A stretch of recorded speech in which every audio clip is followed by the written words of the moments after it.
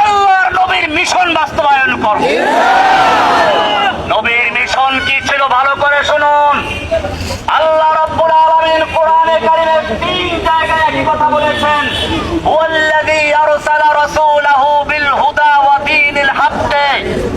আল্লাহ তাআলা যিনি তার রাসূলকে দ্বীনে হক এবং হেদায়েত দিয়ে প্রেরণ করেছেন, এজন্য লিইয়ুযহিরাহু আলা দ্বীনি কুল্লিহি, অন্য সকল দ্বীনে বাতিলের উপরে দ্বীনে হককে বিজয়ী করার জন্য।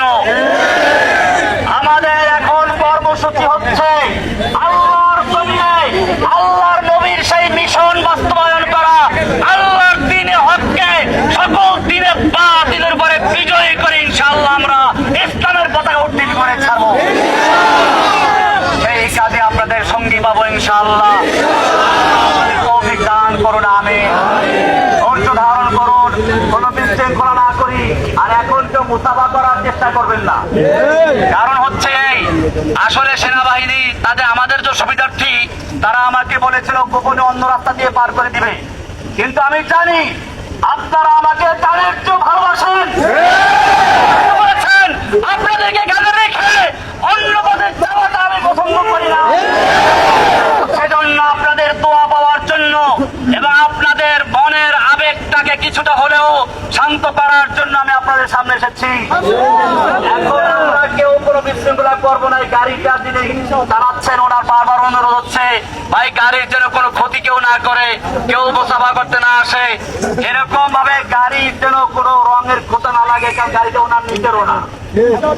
তো সেজন্য আমরা শান্তভাবে দীর্ঘ 11 বছর পর্যন্ত ধৈর্য ধারণ করতে পেরেছি। ইনশাআল্লাহ এখন কিছু সময়ের জন্য ধৈর্য ধারণ করলে আমাদের কষ্ট হবে না ইনশাআল্লাহ। আপনাদের সকলকে ধন্যবাদ, জাযাকুমুল্লাহ। আল্লাহ তাআলা আপনাদের সকলকে জাযা দান করুন। আমি ওই সকল ভাইদের জন্য দোয়া করছি, আবু সাইদ থেকে শুরু করে এই আন্দোলনে এবং এর আগে যারা আন্দোলন করতে গিয়ে শেখ হাসিনার নির্যাতনে শাহাদত বরণ করেছেন, আহত হয়েছেন, পঙ্গু হয়েছেন, আল্লাহ তাআলা তাদের সকলকে, যারা শহীদ হয়েছেন তাদের সকলকে জান্নাতবাসী করুন, যারা আহত হয়ে তাদেরকে শিফা দান করুন, আমিন। আপনাদের সকলের হায়াত দারাজ হোক, আল্লাহ তাআলা সকলকে হায়াতে তয়্যিবা নসিব করুন, সুস্থ সবল অবস্থা রাখুন, এর জন্য কবুল করুন, আমিন।